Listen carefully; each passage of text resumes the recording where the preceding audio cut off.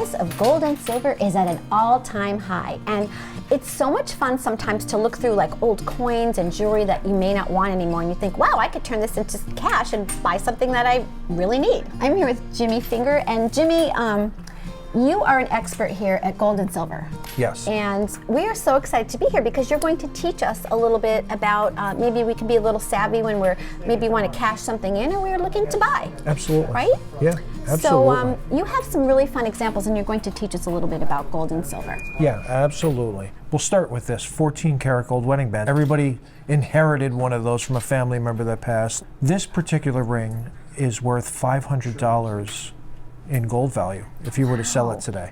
And most people have them sitting in their drawers. How would you know like that this particular piece would be that much? So you'd have to bring it into a place like this, or if you have a scale at home, and we'd have to weigh it and see how many grams it weighs. Okay.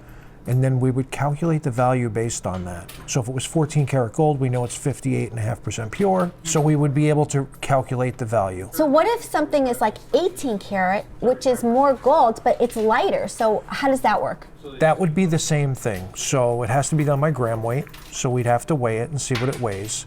It may come out to more money even though it is lighter. Lighter, yeah. Just because it's 18K. I got you. 18K is higher. If it was 24K, that would be the same for that. So that's the factor. So like how much gold is in it and then the weight. Right. Okay. How much gold is in it, the weight, like this rope chain. This rope chain right now is worth $2,600. It's 14 karat gold.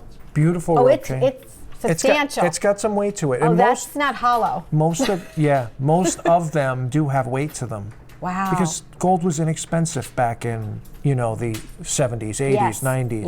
Yeah. Gold was very inexpensive, and now it's at an all-time high. People may have a chain here and there, or like it's just broken, or pieces that are broken, and we don't know what to do with them. We buy broken. It doesn't matter. We're buying it for the gold. We're not buying it for what it is. So if it's broken, that's no problem. You could have one earring. We still buy it. So many of us may have gold. We think it's gold, but it's like maybe gold plated. Like sometimes I'll look and I'm like, oh, it's often. gold plated. That does happen often. We do get a lot of people think they have a piece of gold, but that's okay. That's what we're here for. We have people come in, we check them, we test it in front of them. We have the latest technology to do that here, so we're able to find out what it really is if it's not marked or not. And then here, some people, have a lot of these because back in the 80s when gold was very inexpensive, they would buy a 1 ounce gold coin.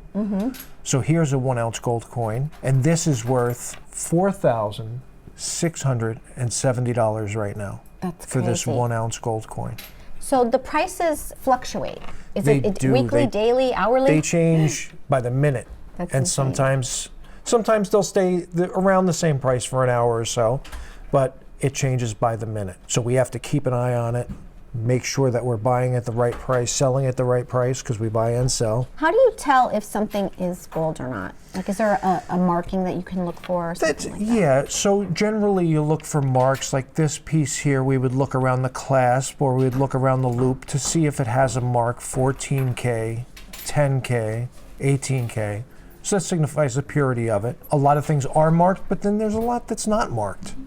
If you had a ring that was sized back in, the 80s or 90s, or you wore it so long, you wore It's all worn off, yeah. You wore it off. So that happens a lot also. So sometimes stuff is gold and it's not marked. So it's very hard, but that's where we come in. You bring it to a place like myself, you have it tested, and we know right away what it is. They shouldn't feel bad, like when they're bringing it, they're bringing it in, oh, I don't want to inconvenience people, I don't want to, but that's what we're here for. People think that silver is garbage. Silver is not garbage. Silver is almost $100 an ounce. It's at 93 and change, so $94 an ounce for silver. That's crazy. And speaking of silver, we have some examples, Yes, we have some right? silver here, yep. We'll start with the easy stuff that we all look for in our change. A lot of people they want to do the treasure hunt. Yeah, it's fun. Here is a 1964 silver Roosevelt dime. Now this stuff, if you look through your change, you know it's silver, 1964 and before. Okay. So, and another way to tell is look at the side of it. And on the side, you could see that it's all silver. If there's a copper ring in there, you know that it's no good. So if your eyes aren't that good and you can't look for dates, Yeah. you could do it that way. Okay. So this Roosevelt silver dime is worth $5 and 20 cents For right one now. dime, 10 cents. For 10 cents.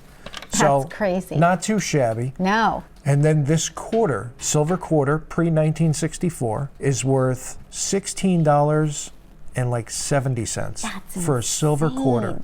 That's insane. So for 25 cents, so can you imagine you hold this all these years or find it in your change? Right? And that's what it's worth. It's mind-blowing. That is mind-blowing. This is a Franklin silver half dollar. Oh, It's actually in very nice condition for what it That is. is nice, yeah. Really nice. This is worth around $24, if I'm not mistaken, for one half dollar. Wow, for 50 cents. So you got to keep a lookout in your change because you find all kinds of stuff. This is a Morgan silver dollar. Now these you don't find in your change. These you generally inherit from family members or whatever. This just in silver is worth about $60. Wow. Just in silver. This particular one is $18.99.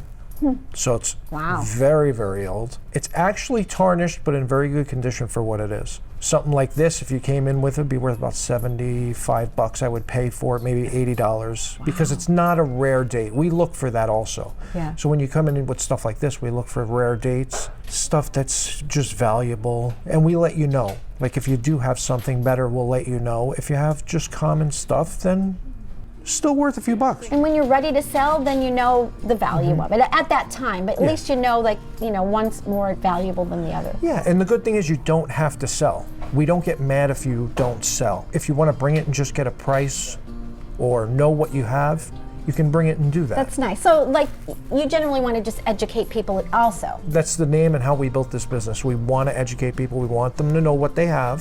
So when they do sell, they know they got treated fairly. Right. That's good. Very good. Jimmy, thank you so much. This was so much fun to learn all about gold and silver and their value. Why don't you tell everybody where you're located and your social media? Absolutely. It's Scranton Gold and Silver Buyers, located at 107 West Market Street in North Scranton. We are here Monday through Friday, 10 to 6 p.m. So if you want, stop down and see us. We'll be more than happy to help you. You can visit us on the web. We're at scrantongoldbuyers.com. We're very easy to find, very easy to access. We do make house calls for the elderly, so Great. if need be, we can do that as well. It's 570-335-0795. You can call or text. If we don't pick up, just leave us a message because we're usually busy, and we'll get back to you. Terrific. Jimmy, thank you so much. We had so much fun. Thank you so much. Thank you for coming in. You're welcome.